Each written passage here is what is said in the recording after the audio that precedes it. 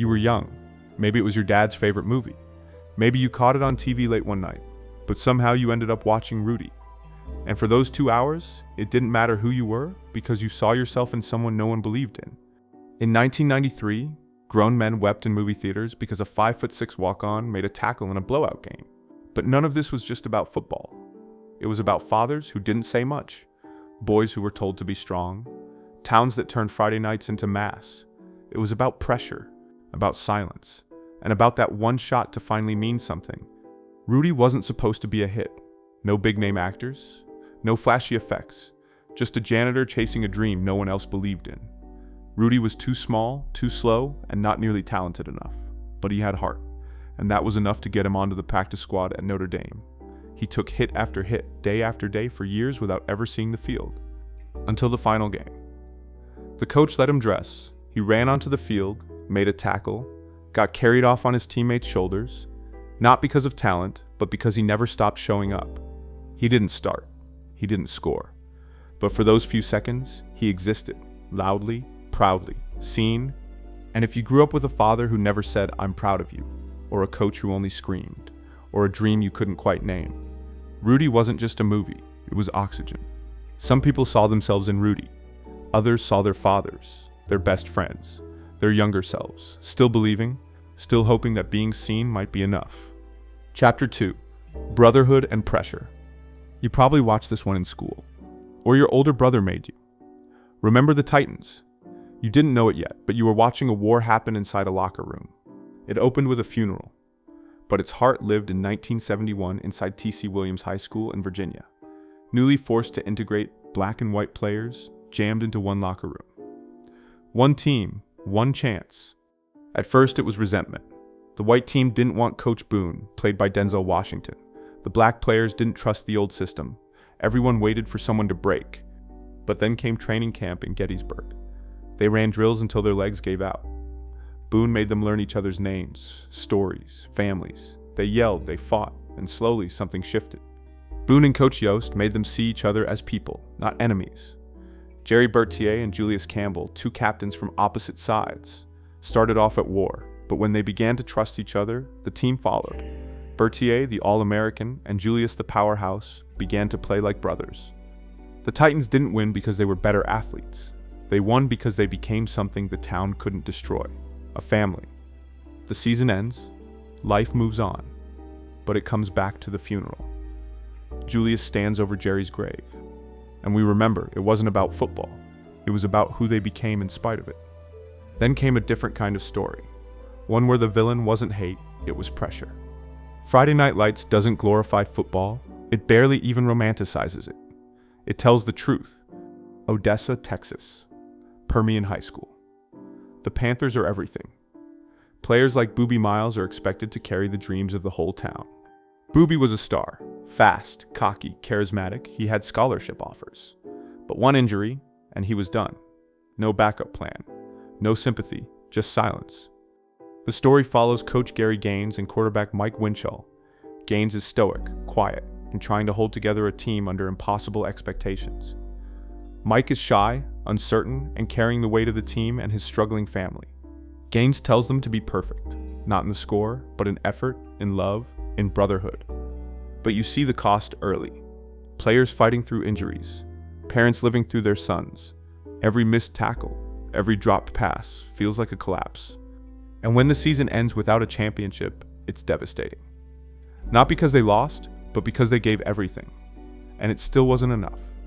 You watch that locker room fall silent. And it stays with you because you felt that silence before too. Chapter 3. The system exposed. Then came Varsity Blues.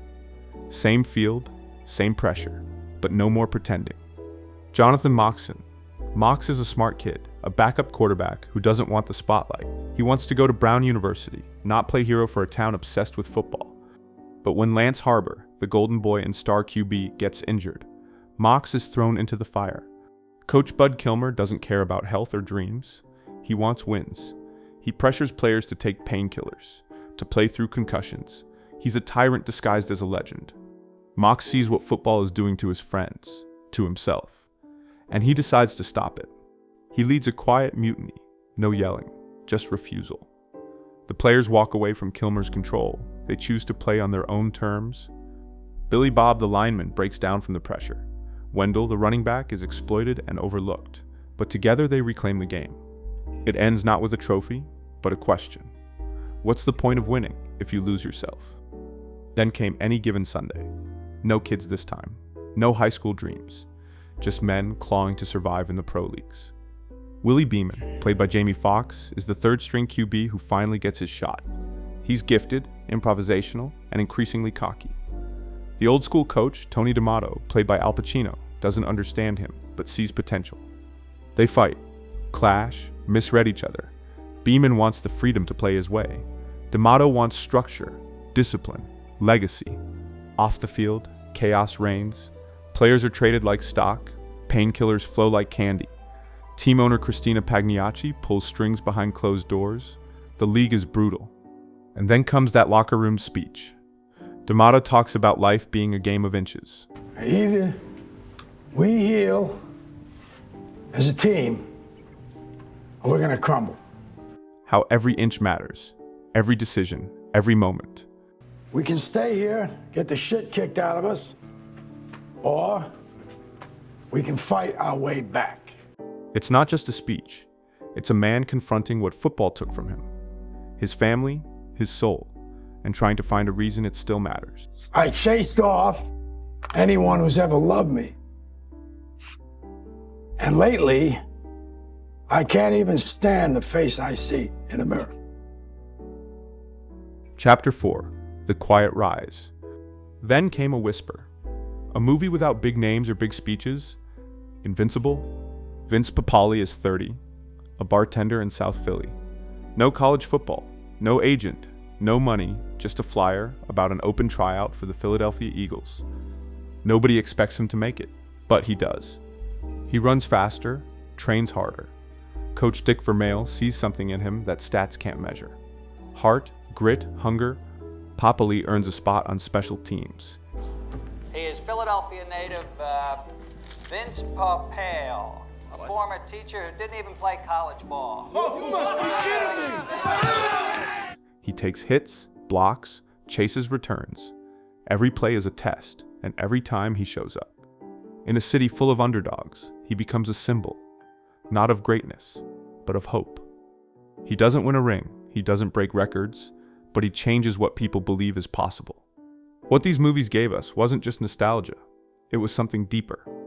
They showed us the pressure of carrying someone else's dream, the joy of proving someone wrong, the heartbreak of being good but not good enough, the quiet dignity of showing up when no one expected you to. They weren't about legends. They were about the rest of us. The bench warmer who finally got his chance, the kid who stayed late at practice just to matter, the father who never said much but always showed up. These movies didn't just remind us of football.